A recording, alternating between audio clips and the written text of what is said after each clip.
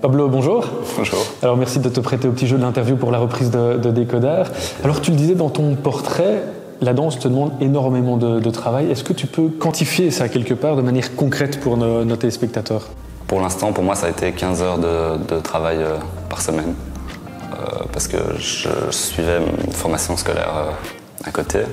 Et du coup, oui, c'était du travail toutes les après-midi en dehors de l'école. C'est en dehors de l'école parce qu'il n'y a pas de sport-études pour la danse. C'est ça. Enfin, si, on peut dire qu'il y a une sorte de sport-études, mais il n'est pas du tout assez abouti. On parle simplement d'un remplacement de cours d'éducation physique.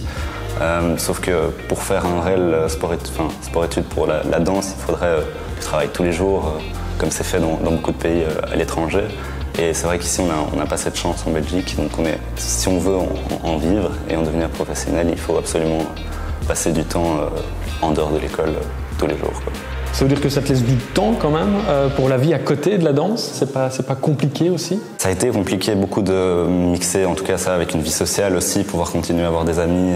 J'ai beaucoup d'amis qui ont arrêté du coup l'école et qui sont passés à l'école à domicile, mais je trouvais important de garder un cercle et pas rester dans le microcosme justement de la danse. Mais c'est quelque chose qui est compliqué à mettre en place et c'est sûr que ça m'a demandé beaucoup d'efforts, mais au final j'ai quand même réussi à le faire, donc c'est faisable, même si c'est clairement améliorable comme système, quoi.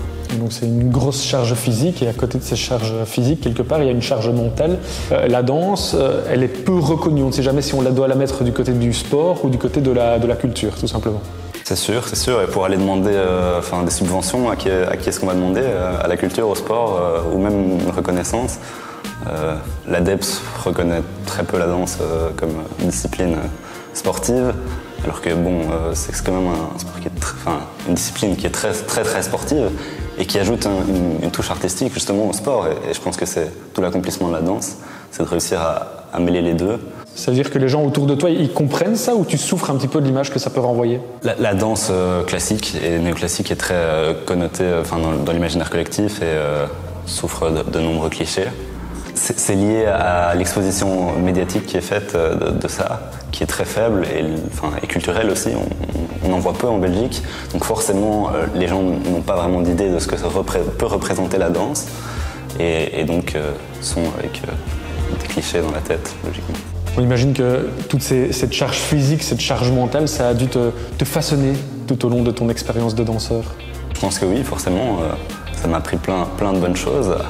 Après, ça peut être négatif aussi, mais je pense que j'en tire beaucoup de positifs, comme plus de discipline, de mise au travail, de motivation, apprendre à se motiver, la créativité aussi que permet l'expression du corps, la relation aux autres, aussi l'expression en public. Je me rappelle que dans ma scolarité, j'avais plus de facilité que certains autres élèves pour ça, parce que justement, une fois que tu as passé le track de la scène et que tu es habitué à faire de la scène, t'exprimer à l'oral, c'est plus ou moins pareil.